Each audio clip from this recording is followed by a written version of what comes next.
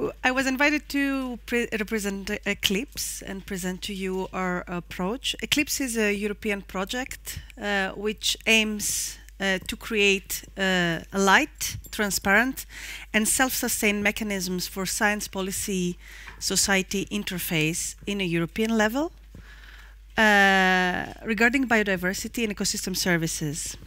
Our approach is science-driven.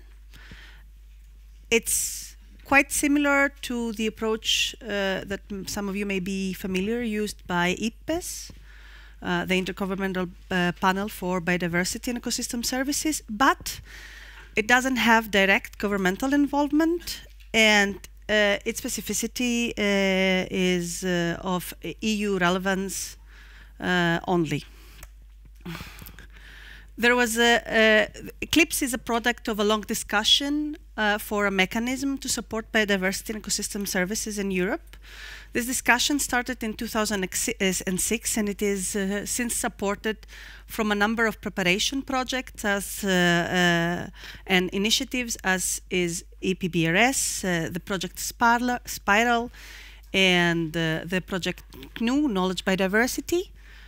And finally, in 2000, EKLIPSE was funded under the Horizon 2020 framework and has a duration from December 2016, February 2016 until beginning of February 2020. EKLIPSE is not a standard European project. And by that I mean that usually in European projects, the funds of the project are invested in order for the participants, the partners in the project, to do a specific task of work.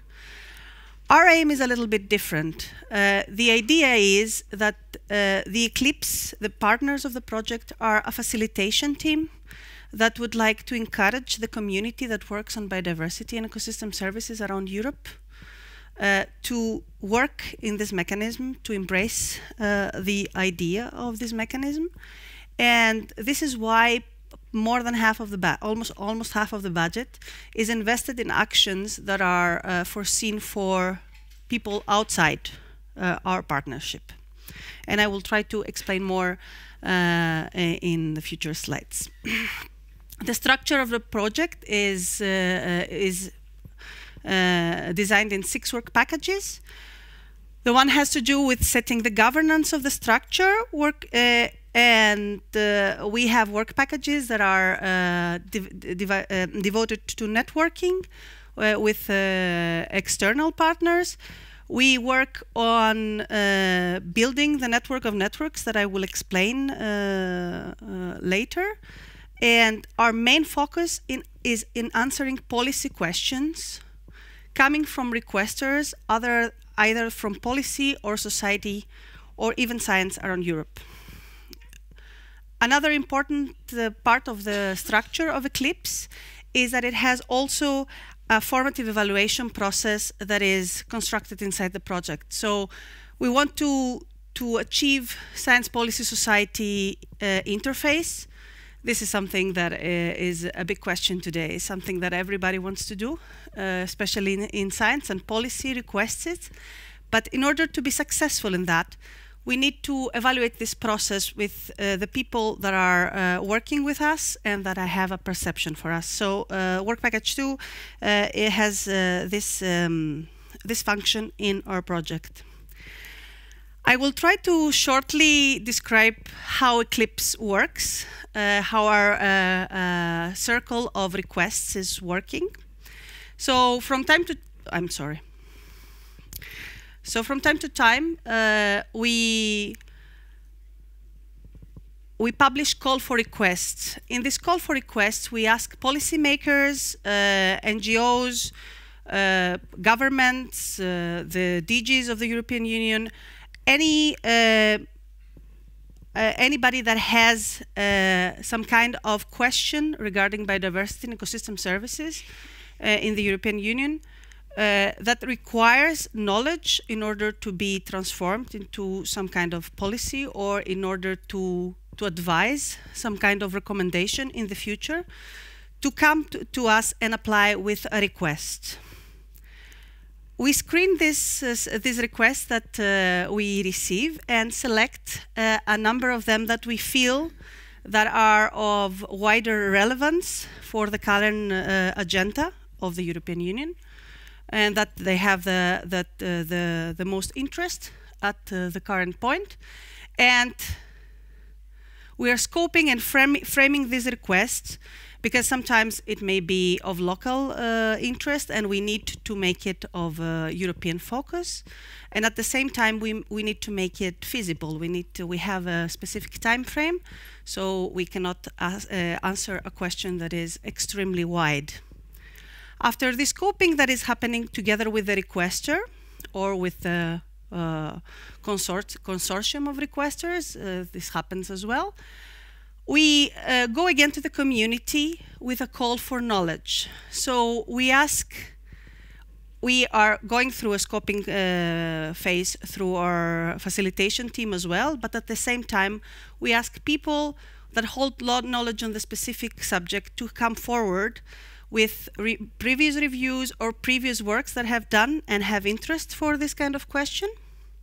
And we do this because we need to be sure that what we're trying to do, the knowledge synthesis that we're going forward with, is not already done or partially done, and we need to take this knowledge, the existing knowledge, under account. After the scoping process, we are looking for a team of experts that is going to work in this request. Through the scoping of the existing knowledge, we come up with a description of work. It's a proposition for a description of work of how these experts are going to work in order to produce a knowledge synthesis on the required question. Through the call of experts, we're looking for people around Europe that they have experience and expertise in the subject that we're looking and are interested in working together with other experts to produce this knowledge synthesis. And from our call from experts, we are developing an expert working group which will come together for a period of time approximately from 6 to 12 months, depending on the needs of the request. And they were going to work together to develop a protocol of methods and approach to answer this request through a knowledge synthesis method. This process, the products of this expert working group are subject to open peer review from everybody through EKLIPSE site and forum. And initially we come up with a draft synthesis, and finally after the first round of reviews, with the final synthesis reviews that is also open for review. And this is the final product regarding our request. The idea behind the review is not only to have a scientifically valid product, but at the same time to have a product that has some kind of value for policy development, that is not just a scientific document, but something that can be used in order to help policymakers, to help stakeholders to take decisions based in existing knowledge and based in existing science. So EKLIPSE is running for almost 2 years now. We're approaching our 24 months in this January. We operate a website and a forum, which are a forum that is the main gate for communication with EKLIPSE, and I will speak a little bit more later. We have tried to launch a communication with a wide variety of networks around Europe, networks that are working in different issues of biodiversity and ecosystem services. And we are trying to cover a wide range of requests regarding biodiversity and ecosystem services. The first request that was posted in EKLIPSE was from the DG Research and Development, and it was connected with nature-based solutions to promote climate resilience in urban areas. Is the one that is concluded, and the results of it you can find in EKLIPSE site. And at the moment, we are working in a number of other requests that I will now come to. So at the moment, we have 3 active policy requests in EKLIPSE, and one foresight request. We are also looking for the needs, the future needs in research and the future needs in science policy society interface. So we have 3 active requests at the moment. The one is agriculture related, and I will speak about it analytically in a second, and has to do with understanding farmers' uptake and what kind of measures are the most promising to deliver on supporting biodiversity and ecosystem services in the next round of the Common Agricultural Policy. The second is health related, and it's about the types of urban and peri-urban natural spaces and their characteristics that have a significant impact on human mental health and well-being. And the third one is business related and has to do with the advantages and disadvantages of existing approaches that environmental regulation can use to enhance environmental sustainability and improve outcomes for biodiversity of small and medium-sized enterprises in the food and drink sector of Europe. This started as a very larger request that had to be focused in order to produce tangible results in the end. And our foresight request that is active at the moment has to do with the impact of artificial electromagnetic radiation on wildlife and what are the gaps and the highest priorities to address in the sector. I will go back a bit, and I will speak about our knowledge synthesis methods. Because in EKLIPSE we are working with different kind of requests, we very early at the beginning of the project realized that we need a set of methods in order to address this request in a systematic way. And this is why we have created a methods expert group, one that Neil is a member of, so the initial work of this methods expert group had to do with identifying different knowledge synthesis methods that can be used in such a science policy society interface approach. And they actually made an excellent work of identifying 25 knowledge synthesis methods and evaluating them regarding different parameters as cost, as time required, as data requirements, as stakeholders involvement, and other. I will focus a little bit now in the request that is related with the Common Agricultural Policy.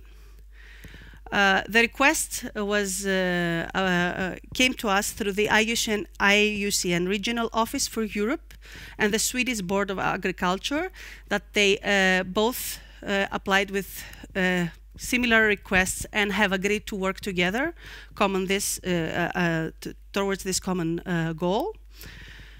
And during the scoping phase, we had a large number of discussions with the requesters, and we organized a stakeholder workshop where the DGs, Agri and Environment, were involved. There were a large number of NGOs and organizations that are bring together farmers around Europe are also involved. We had the launch for a call of experts at June of 2017, and we had 43 applications, from which we selected 11 experts that they are now working together from the 24th of July in order to decide and finalize the protocol of work for this knowledge synthesis exercise. So the objective of this expert working group is to propose improved or new common agricultural policy measures that would contribute better to biodiversity and related ecosystem services. The proposed protocol for work has 3 steps, and the experts at the moment are working in validating it. The first step is that based on a list of ecological focus areas options and a summary of evidence that these ecological focus areas contribute to biodiversity and to related ecosystem services that EKLIPSE is going to provide to the expert working group. They will review the summary of evidence and will evaluate if these specific measures work and try to understand which are most effective in terms of improving biodiversity and ecosystem services. The second step will include assessing the potential measures to be effective across Europe and identify the barriers to the uptake of such measures, both in the European level, at a member state level, but also at a farm level.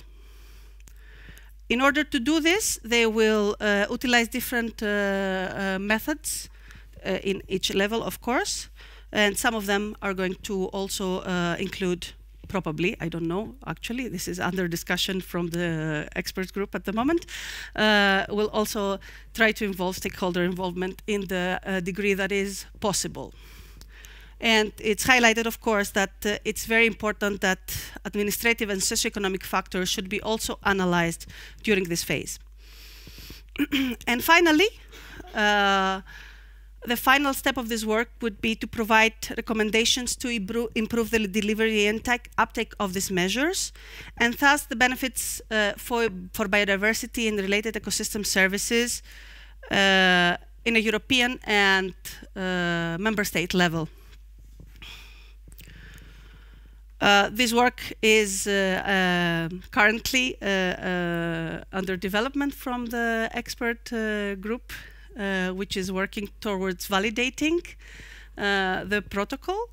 And actually, we have a member of the expert working group, so maybe would like to give us some insight on that. And this is the more I can say at the moment about this request that is related with the CAP. And I also have to say that you can find information, updated information for the progress of this request in EKLIPSE site. And we're trying to keeping everything updated so that people can comment on the progress of the work and keep informed about what we're trying to do.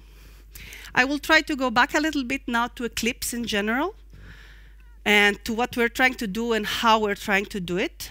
A very important part of EKLIPSE is the community that is working in biodiversity and ecosystem services in different aspects of it that are all interconnected with different ways, as it is proven by the kind of requests that we are receiving. So for us, it's very important to bring this community closer to us and to develop what we call the network of networks. The network of networks was an idea that was initially thought as a larger network where the participants wouldn't be people, but other networks or organizations or projects that could act like our correspondents to individual scientists and policymakers around Europe. This is working to a level, but working into EKLIPSE, we also realized that it's important to bring to EKLIPSE also the individual people that have to bring on questions, that have to bring on expertise, that have to bring on their contribution into this mechanism. So we are inviting everybody, and we're trying to explain how you can get engaged, and there are multiple ways to get engaged. You can get engaged through your organization by identifying one of multiple roles that you can play in EKLIPSE, like providing methodological expertise or knowledge expertise, or management expertise, communication expertise, and other roles that are necessary for the creation of a mechanism in science policy society interface. You can support the development of the mechanism's business plan that is already being built from the EKLIPSE team and discussed with various networks. you can be an expert in EKLIPSE, and you can apply to work in one of our expert working groups. And at the same time, you can also be the inspiration or the agent for for a future request that would be answered from EKLIPSE. There are multiple ways, and we are very interested in hearing the community's thoughts on how EKLIPSE work and how it would work better and how it could be more sustainable in the times to come. At the same time, one other thing that we are trying to develop is capacity building in science policy society interface issues regarding biodiversity and ecosystem services. And for this reason, from time to time, we will launch a call for the organization of capacity building events supported by EKLIPSE, in which you can apply through your organization in order to provide your knowledge to other individuals across Europe, to other experts, to other students, to other policymakers and stakeholders. And I will close this presentation with a link to our EKLIPSE forum. The EKLIPSE forum is our gateway. From there you can have access to all the calls for requests, call for knowledge, call for experts, call for capacity building events, and you can also learn more about the process and our protocols of functioning and implementation, and to give us your questions and your feedback. Thank you very much.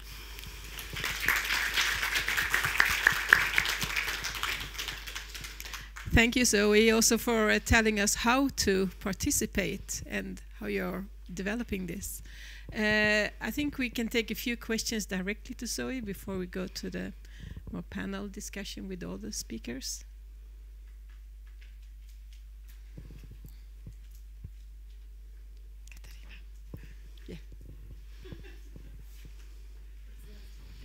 How has the interest been from the research community to send in ideas or, you know, issues to deal with? It has been quite high.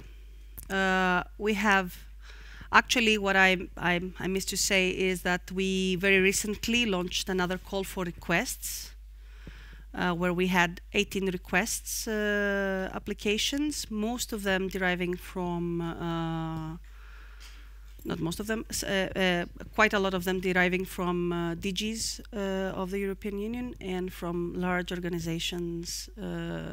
So we have quite good response, and it's very interesting that we also have a lot of response from individual scientists that want to get involved and want to be working with us in different levels.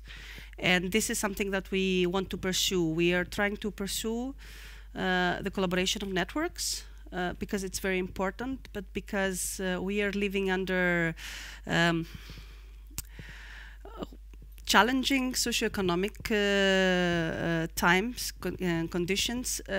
It is obvious that many networks around Europe are not functioning the way they were functioning 10 years before or 5 years before, and it's very obvious that at that point the individuals are stepping forward in order to take responsibility. And because science policy society interface is such a topical matter, there's a lot of interest in that. Some more questions? Yeah.